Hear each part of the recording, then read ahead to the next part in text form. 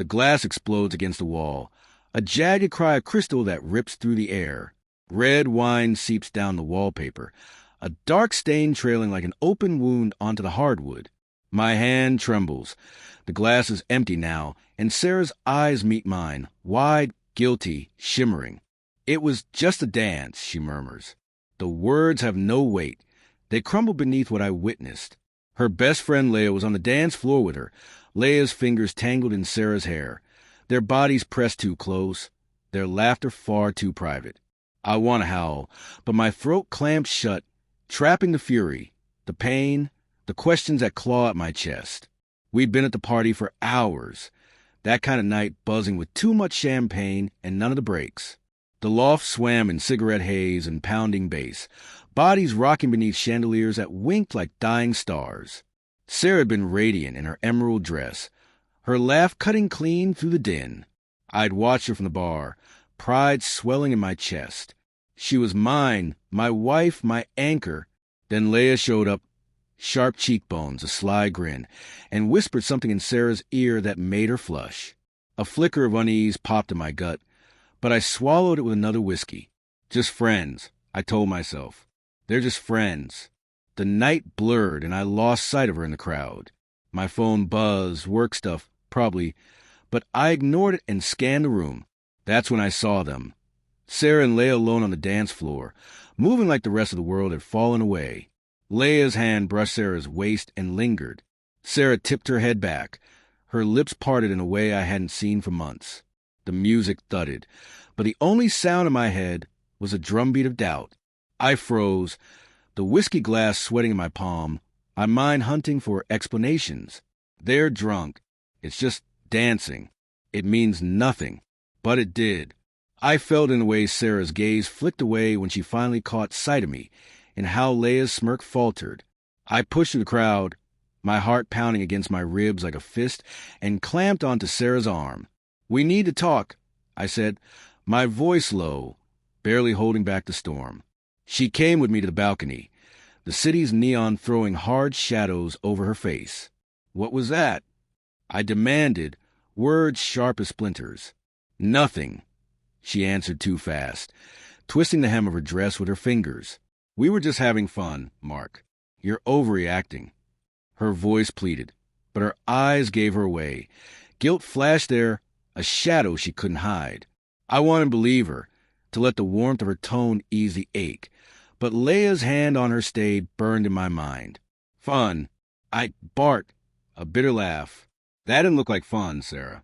That looked like you forgetting you're married." She flinched, and for a breath I glimpsed the woman I'd fallen for. Vulnerable, open, mine.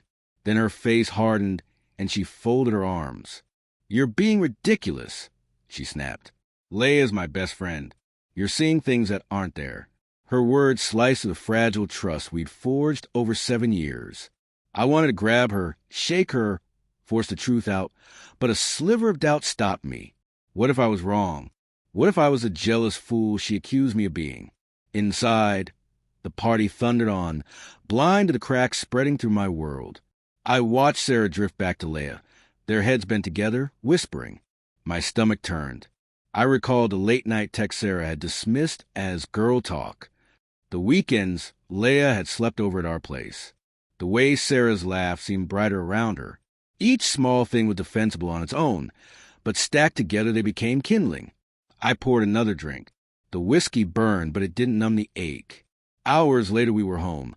A wine glass lay in splinters on the floor. Sarah stood at the kitchen counter, mascara streaked, voice trembling. "You're blowing this out of proportion," she said again. Still, there was a fissure in her defiance, a tremor that betrayed her. I paced, my shoes crunching across glass. Each step reminded me of what was shattering. "Then explain it," I said, my voice raw. "Explain why you looked at her like that. Why you let her touch you like that." She opened her mouth and closed it. Her eyes flicked to the floor. The silence between us was deafening, heavier than any confession. My chest tightened until the room tipped and the floor slid away. "Sarah," I whispered, voice breaking, "are you in love with her?" Her head snapped up, and for a split second I expected denial, an embrace, a rush to fix this with reassurances. She didn't. She stood still, lips trembling, tears collecting in her eyes. "I don't know," she finally murmured so softly I almost missed it.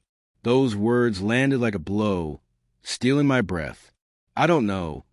Not a no, not a yes. A confession of uncertainty that cuts deeper than certainty ever could. I staggered back and braced my hand on the wall.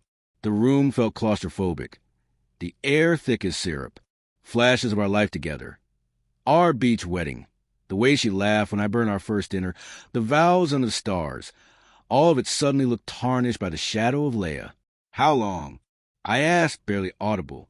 "It's not like that," she said, stepping forward with her hands out. "It's not.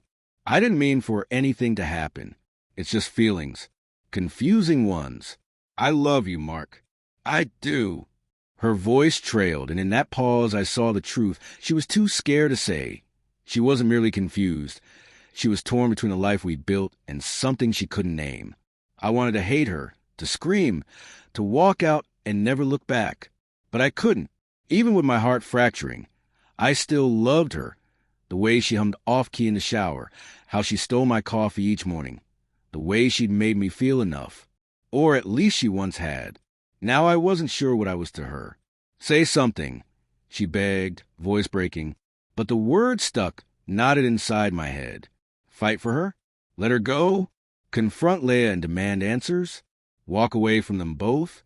The questions swirled, each a fresh wound. Then my phone buzzed on the counter. A message from an unknown number. My hands trembled as I opened it. There was a photo from the party. Sarah and Leia snapped mid-kiss. Faces inches apart, Leia's hand cupping Sarah's cheek. The timestamp was tonight, just minutes after I confronted her. Under the image, a single line, "She's not yours anymore." The room lurched. Sarah kept talking, a frantic hum in the background, but I couldn't hear her.